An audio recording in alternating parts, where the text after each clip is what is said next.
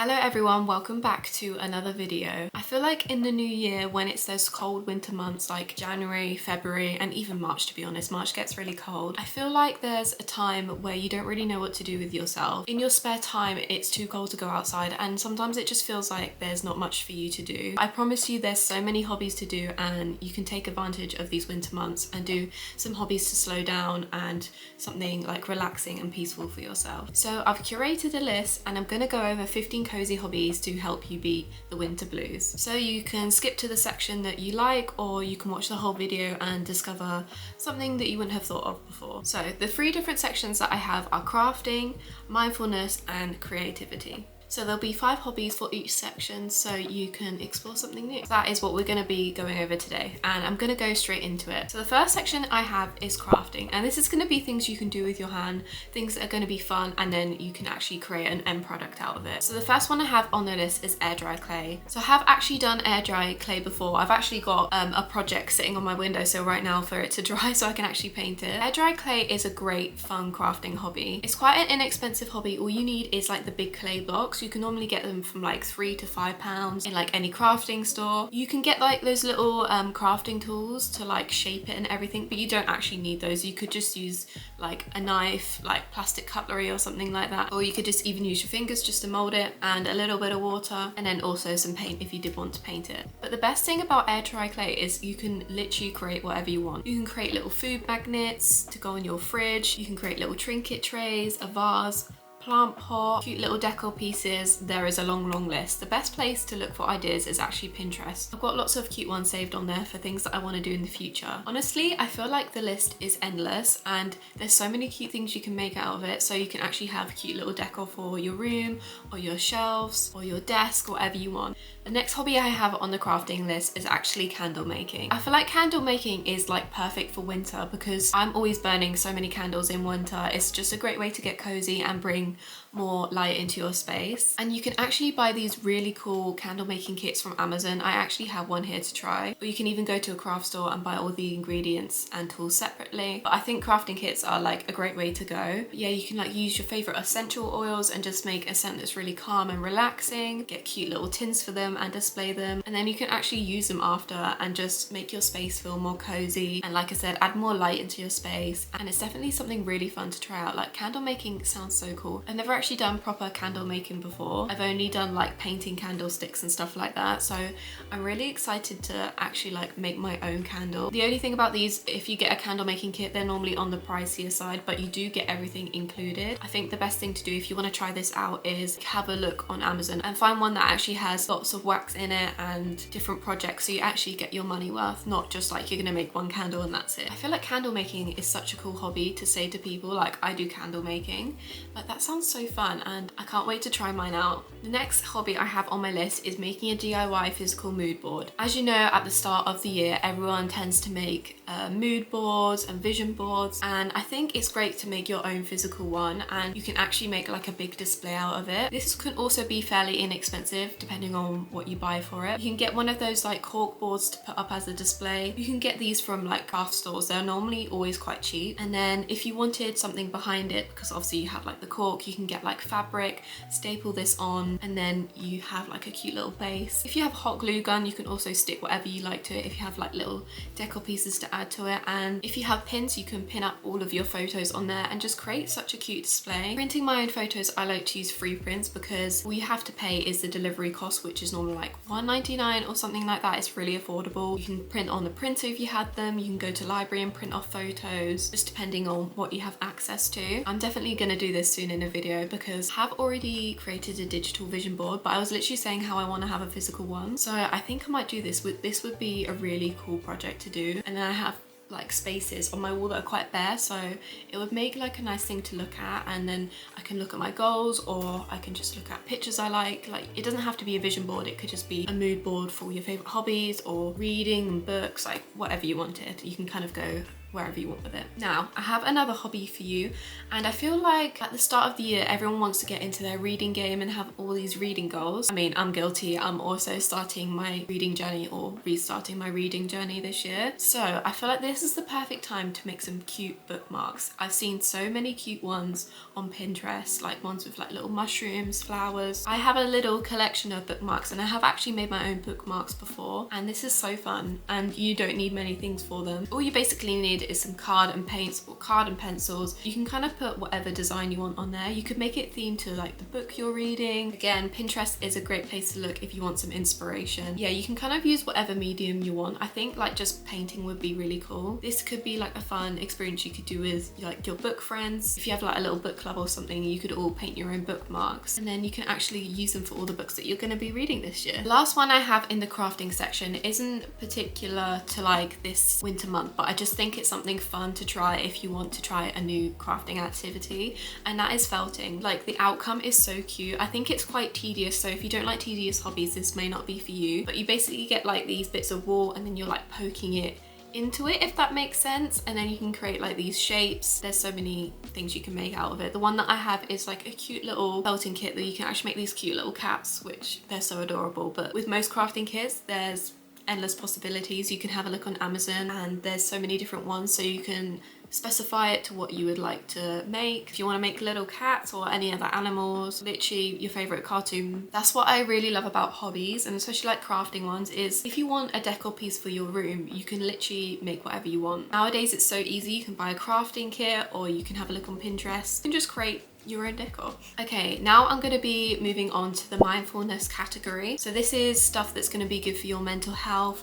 It will just make you feel calm and peaceful, which is perfect for these winter months. So the first one on the list is one of my favorite winter hobbies, and this is puzzles. Puzzles are great for this time of year. You can find them in charity shops for like a couple pounds, and they always have like really cute scenes of like rivers, nature, and I feel like this is a perfect opportunity to get cozy. Like it's very peaceful. You can just sit in front of your TV and do your puzzle with a nice warm drink, and at the end you get like this cute picture out of it. I feel like you don't even have to finish the puzzle. Obviously it gives you that feeling of accomplishment, but like just doing the process, it just allows your mind to focus on something else, and just it's very relaxing doing a puzzle. If you haven't tried doing a puzzle, I recommend you to try it out. Putting the pieces together, it's very therapeutic. It's very nice. I feel like everyone knows this, but journaling is great for mindfulness and just getting all your thoughts on the page. But I feel like a great one to try in January is actually junk journaling. So it's basically like journaling, but you're throwing loads of random stuff into your journal, and it just allows you to be more creative, and you don't have to worry about it looking too perfect, which is what sometimes I get with a journal. I just want everything to look perfect, but that's why I really love junk journaling. So basically you can get scraps of paper, you can get like leaflets that you find on your travels, just old bits of anything, and then you can create all of these really nice spreads, and you can like talk about different topics in your journal. Like there's so many different spread ideas. TikTok is a great place to look for this. There's loads of really cool junk journal flip throughs on TikTok, so I recommend you to check it out on there. And it's just a really fun way to express your creativity, but also be mindful without like too much stress of like a bullet journal that has to be all neat. You can kind of just get messy with it, which I feel like is more fun. The next hobby I have on my list for mindfulness is coloring, but we're going to be talking about digital coloring because I've recently discovered my love for digital coloring. I've normally just stuck to actual coloring books, which are great, but I think it's fun to switch up digital as well. Although I know it's a screen, but there's something that's just really calming about coloring on your iPad. I don't know. I think it's because maybe it's less stressful, if that makes sense, because you can just fill it in with a bucket, or you can paint, you can choose to lock the lines if you don't want to go over the lines, because sometimes that really annoys me. They also have so many pages on there in different designs, so you don't have to worry about having all this paper. So it's kind of up to you what you prefer. Obviously you can do normal coloring, but I would recommend you to try out digital coloring as well. I use the Lake app and I'm really in love with it. Like there's so many designs on there from independent artists. I really love the way that the color wheel works and all of the different tools that you can use. It's just really cool function, and I think it will be very relaxing if you haven't tried it out. If you haven't tried digital coloring, I recommend you to try it out. The Lake app is free. So fourth hobby I have on my mindfulness list is actually candlelit yoga. And I know what you're thinking, I don't want to do any exercise. Exercise is great for your mental health, and it doesn't have to be anything extravagant. You don't have to be lifting weights. Just getting movement into your body is great, and yoga is a great way to do this because it's pretty beginner friendly, and it makes you feel so relaxed after. And my favorite way to get movement, especially if it's like that time of the month or something, you know, I don't want to be moving around. It's not good for your cortisol levels to be lifting weights. I really love to do yoga, and sometimes I don't want to get into a tight fitting outfit, so I actually like to do yoga in my pajamas. I just feel like it's the comfiest way to like do yoga in my opinion. And also lighting a candle.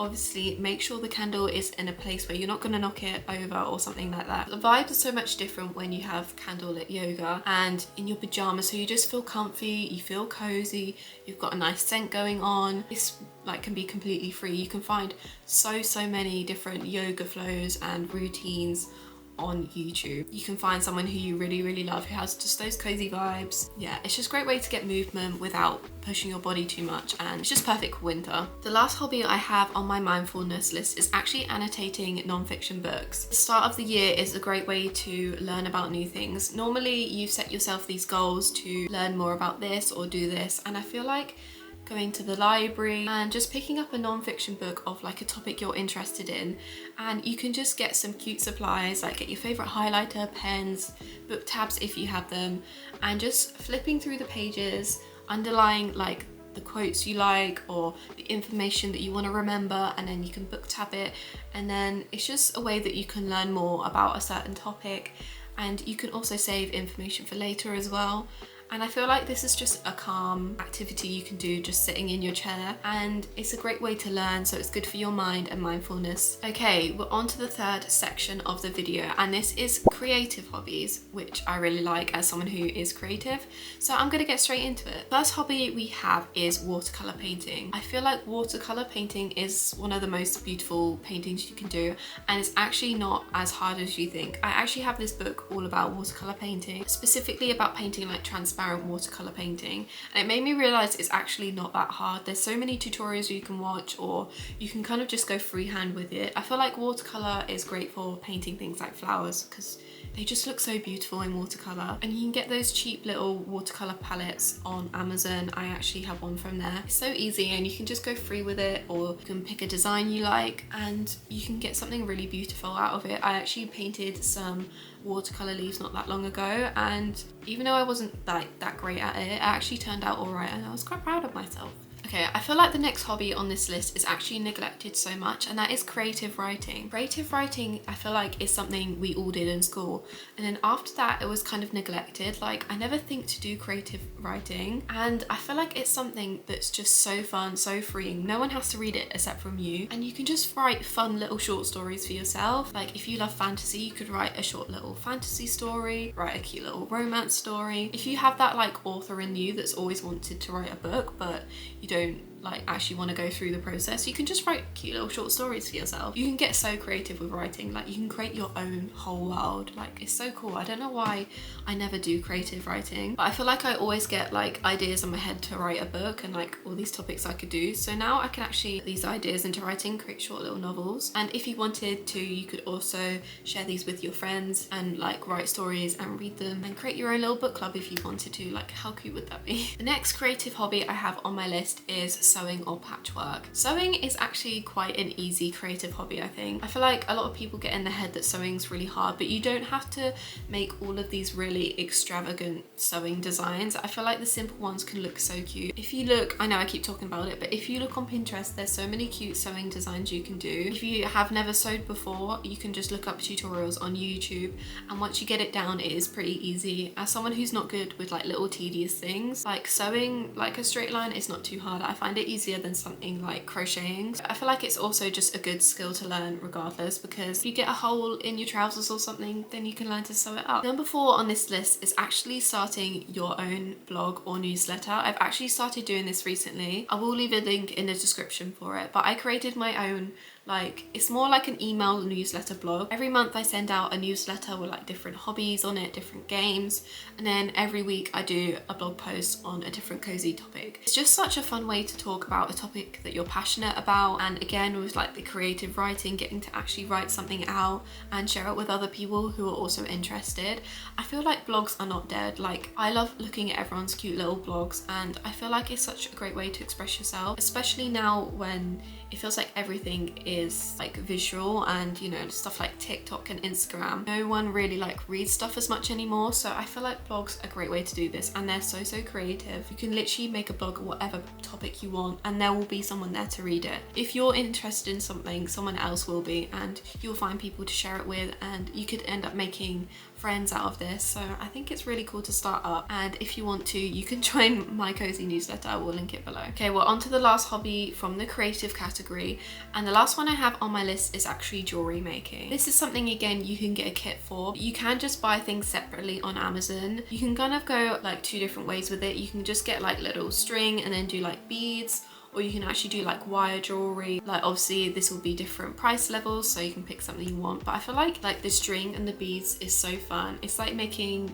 friendship bracelets when you were younger, and they're so fun to do. Like, you could do like a little bracelet making class with your friends, or you could just surprise your mum with like a necklace that you made for her. And once you get like all the supplies for making jewelry, you can actually make like multiple of them. It's not like you're paying one fixed price and you get one bracelet for it. So you actually get like the experience of making the bracelet, and then you can actually make lots of different bracelets or rings, whatever, out of like the materials you get. So it's much more worth your money. Actually just get a fun experience out of it, and that's my favorite thing, when you can get like a fun experience and you can also make something out of it. They're my favorite types of hobbies. So that is actually all the hobbies that I have on my list, and I really hope you found something new that you can try these winter months. And if you have any recommendations for different winter hobbies, please let everyone know in the comments. I would love people to share their own winter hobbies, because we're all hobby lovers here. We all want to try something new, so I would love to hear your own experiences. Don't forget to, if you want to, you can join my newsletter in the link below. I have some of these cozy hobbies I've mentioned in my Amazon storefront down below, so you can check that if you're interested. Please like, comment and subscribe if you did enjoy the video. I have plenty of other cozy videos on this channel that you can check out, and I will see you next week for another video. Bye.